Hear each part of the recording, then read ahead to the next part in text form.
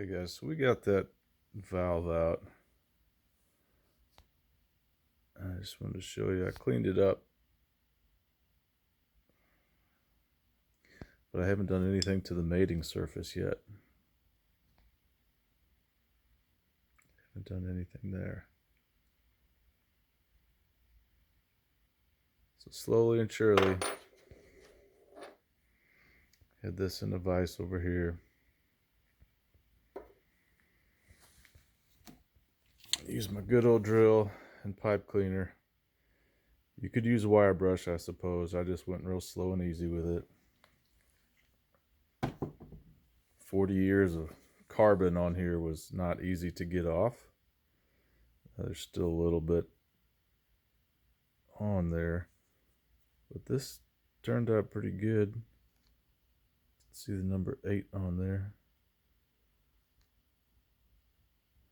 So anyways, we're moving on to valve number 2. I'm going to do the exhaust side, then I'll do the intake side.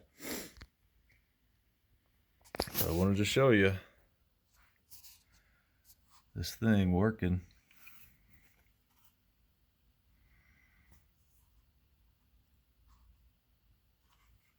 Let's see if I can get it in focus here.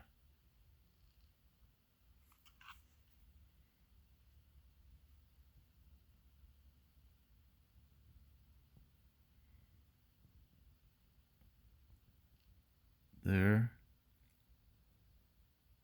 are the collars.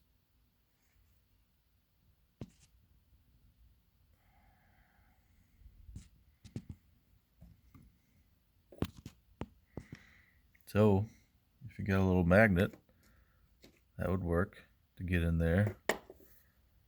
I am just going to use a little pick tool.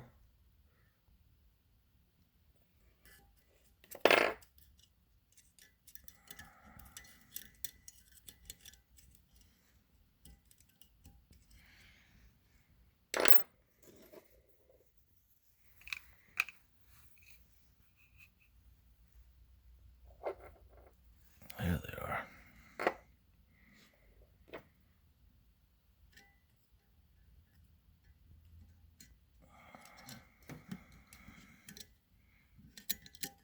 There goes one.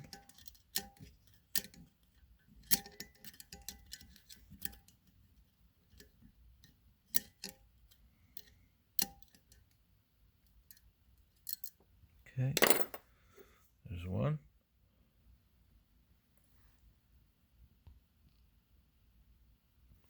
Put that in the collar bucket and tap it. Bucket. Now we'll get the second one.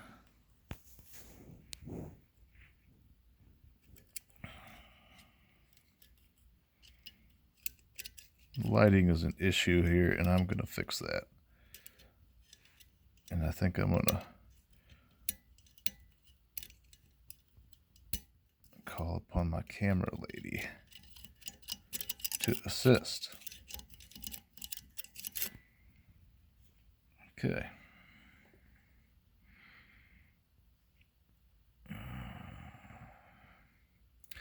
Where did it go?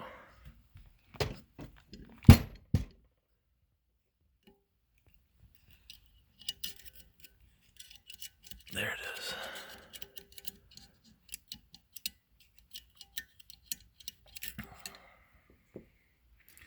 So I'm going to easily take this off.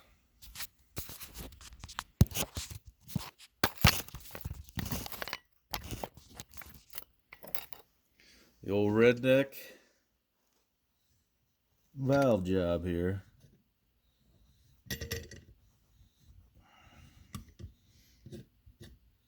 Now you can get a valve compression tool for like $40, but if you're like me and frugal and like to work when the kids go to bed, a lot of stores are not open. So there it is, another collar for you.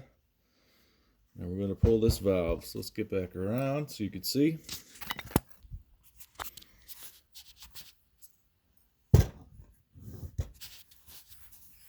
So now I'm just going to come on this back end.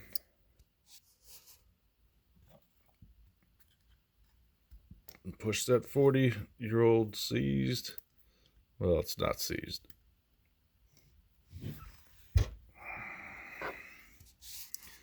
Well, maybe seized a little, huh?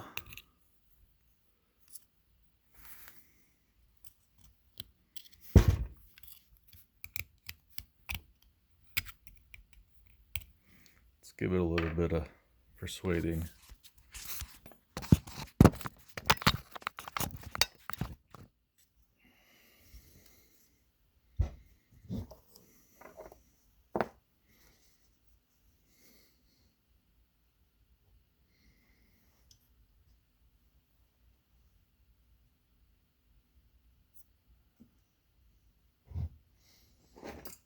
Get your hammer.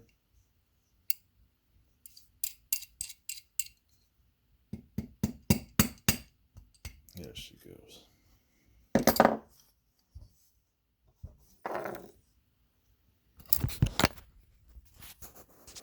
Oh, the rust and crust. Oh, it's good stuff. Oh, it's so nasty. Oh, yeah. Oh, yeah, dude.